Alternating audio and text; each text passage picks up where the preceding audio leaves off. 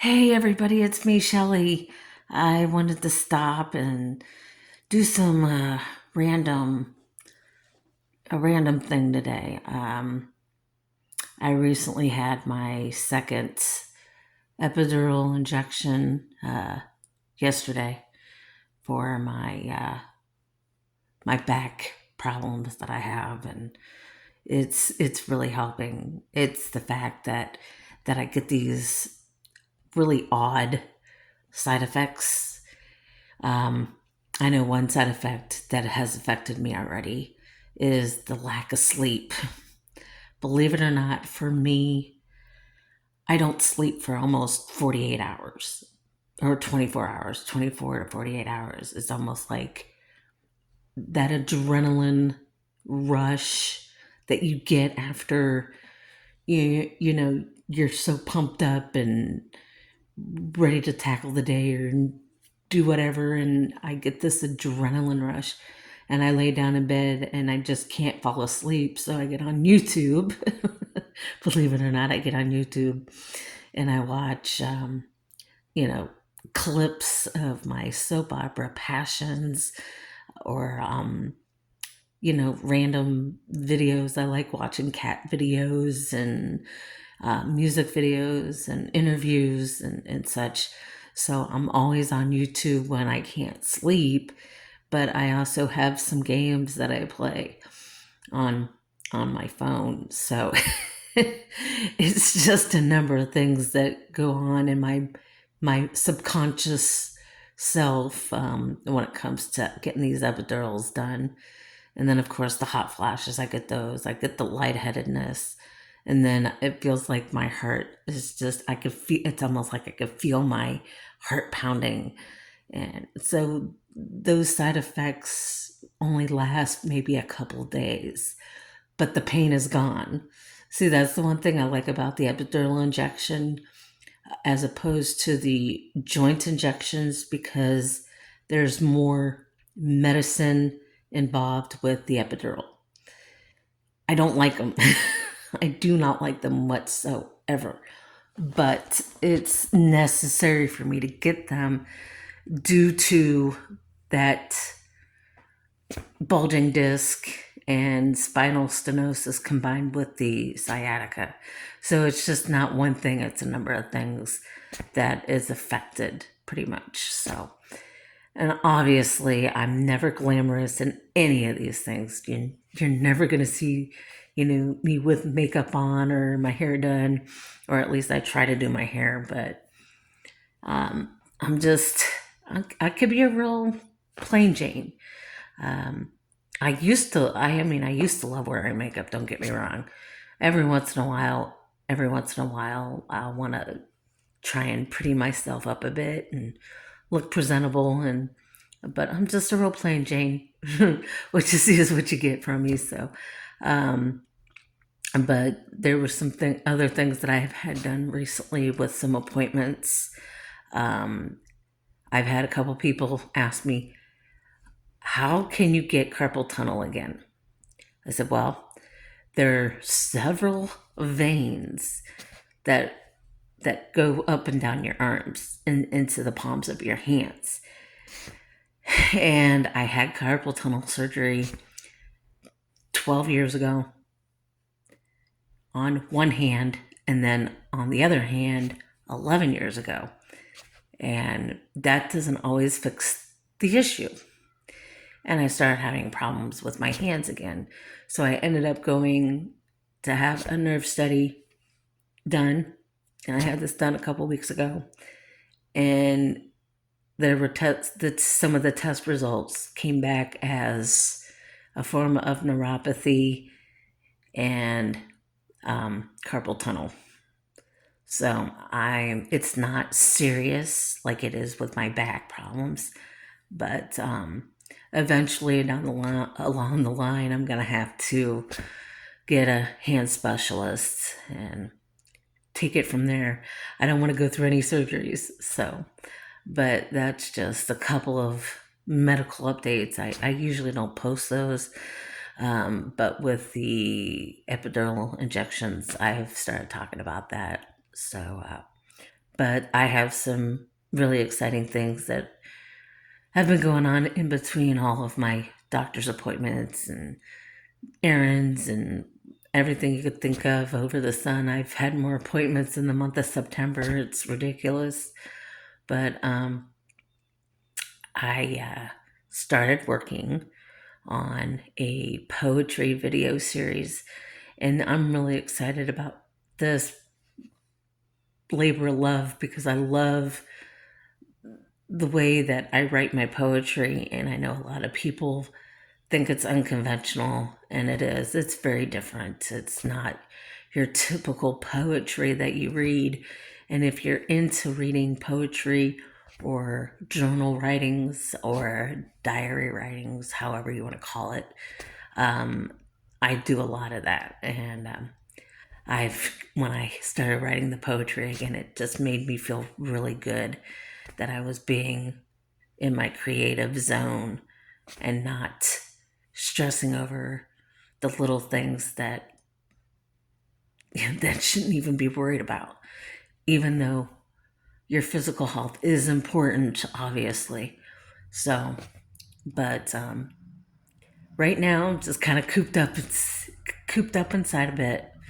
But I've been cooped up a lot this year due to the number of physical problems that I've had with my back and everything. So, but bringing you guys these videos, I love doing it and getting your reaction or your thoughts on any of the videos that I post.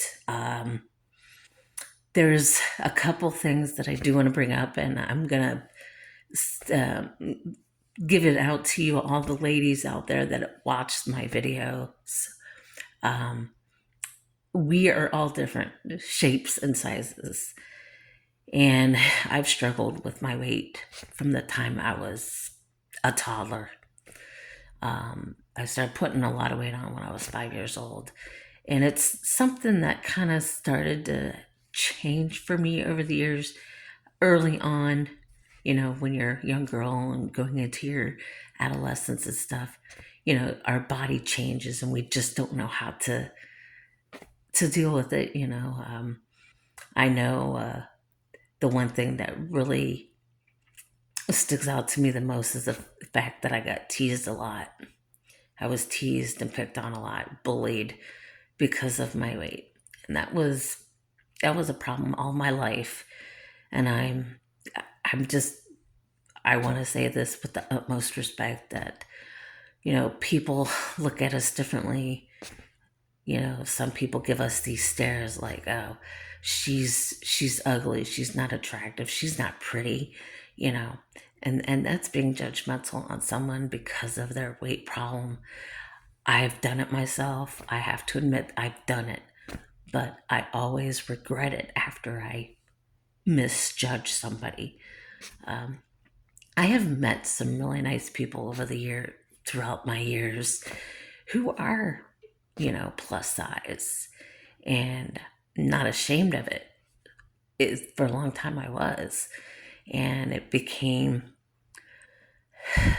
to me, it became more like a fantasy that I was thin and skinny and pretty and could wear pretty clothes and everything and not have to go into the plus size department to, find clothes. So,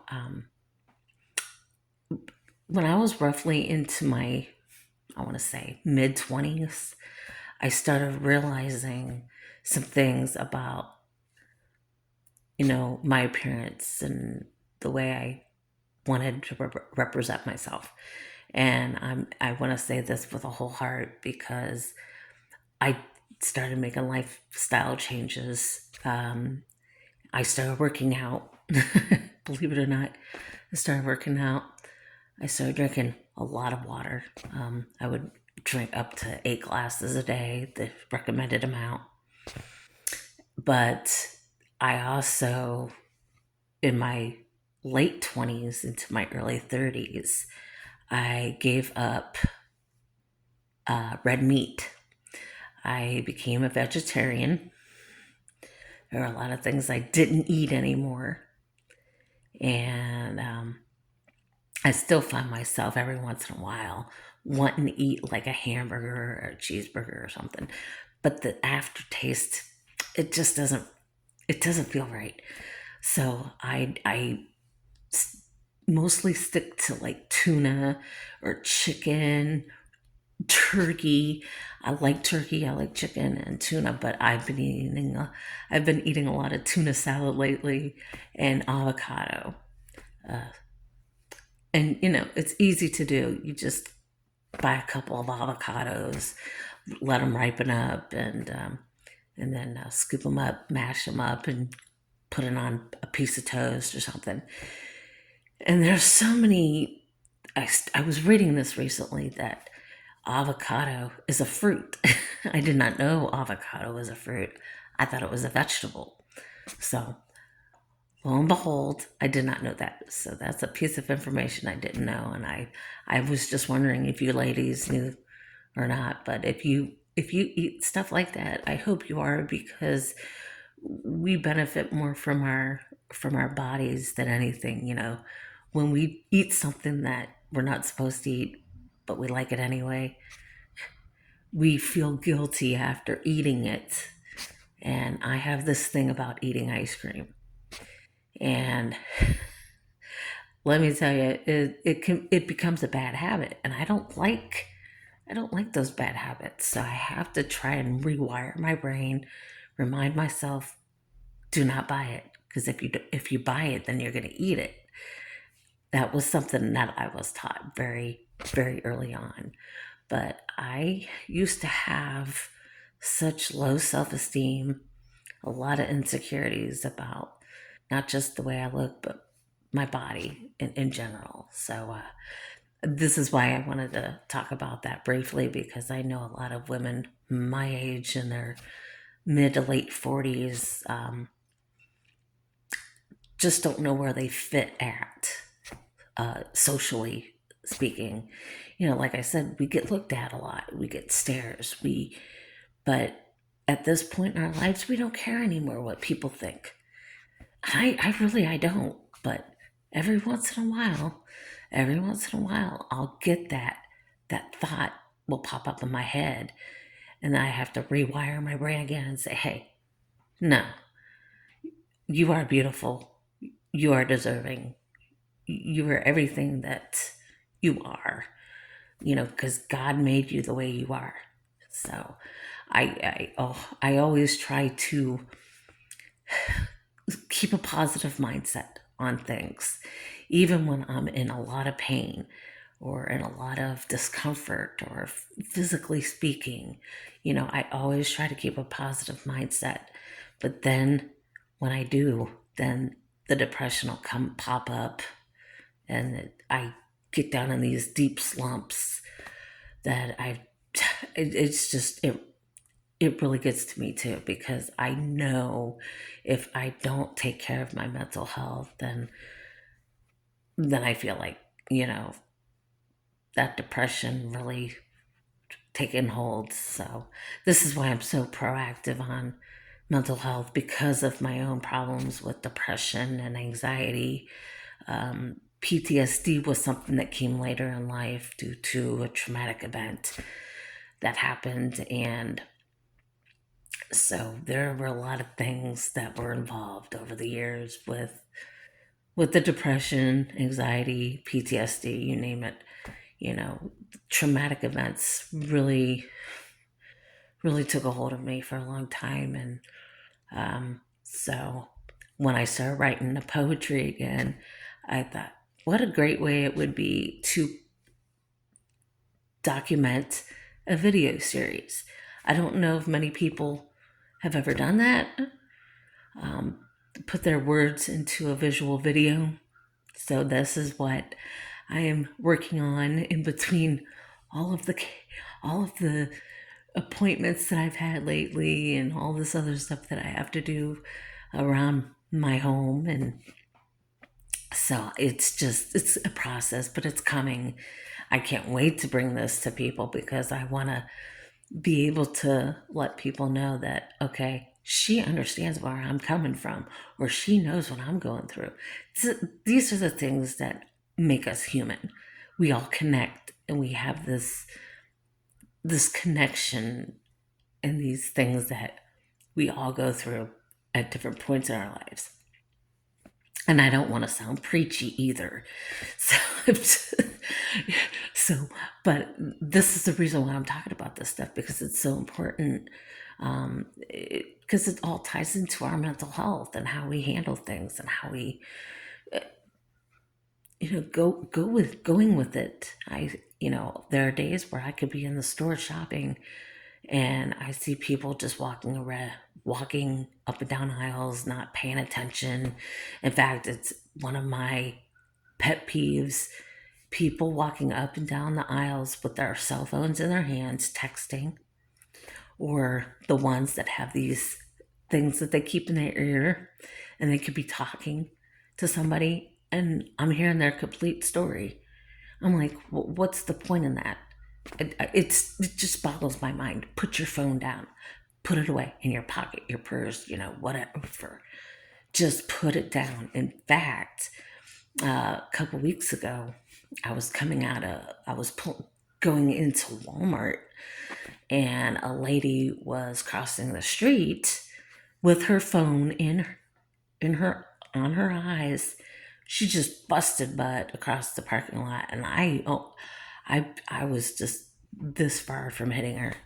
I slammed on my brakes. She had no idea what she was doing because she was on her phone. I have a real problem with people on their phones when they're walking across the street or walking in a parking lot to go inside a store. It's ridiculous. So if you're one of those people, I'm getting on you. That is a no-no. Put your phones down, put them away, stick them in your pocket, your purse, wherever, but do not have them in front of your eyes.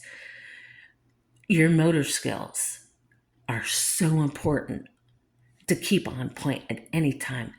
People are going to do things, and they're going to say things to get you enraged. And it's just a continuing cycle, continuing cycle. I see it so more than I used to. And I know in a previous vlog, I had mentioned that the world has gone mad. It has become a mad, mad world out here. And our country needs a form of safety and security. And we haven't had that. We haven't had that for the past 5 years at the most.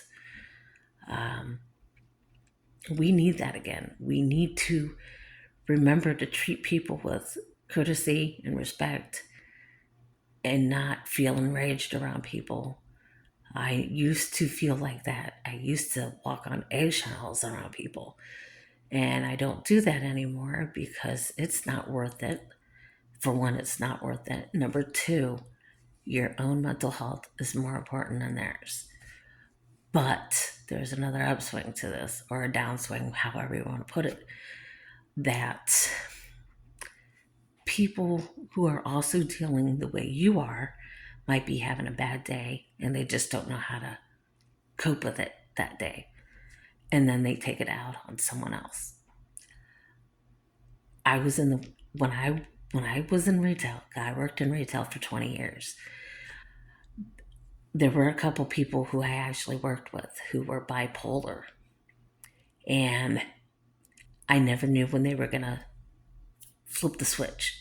Because with bipolar, you have your highs and your lows, and you just don't know where to meet at in the middle with them. And I'm like, I gotta steer clear from this person or that person, because I was always on eggshells. I did not know how to act around them. And so, long story short, one of the coworkers that I had at the time, I asked her if she took her medicine that day, because she was happy and she was just all bubbly and everything. So I knew she was having a high. She said, yeah, I took my meds. And usually I'm not the kind of person that would say something like that. But me being unfiltered and very mouthy, I asked her if she took her meds. And it made me happy knowing that she did. You know, sometimes we fall off course and forget to take something that we're supposed to take. So it's just a matter of reminding each other, no matter who you are, where you are, you know, try. You could try to be nice, try to have, you know, do all these things to show respect in a good manner and courtesy. I was raised like that too, so it's, you know, I have my moments where I just want to pull my hair out because someone's saying something they shouldn't. There are things that I do talk about and some things I don't. So I getting on the bare minimum of 20 minutes here. So this is really focused on, you know, women today and also mental health again. So the next time I come in, I'm hoping to bring some new information and some updates for everybody. Talk to you then.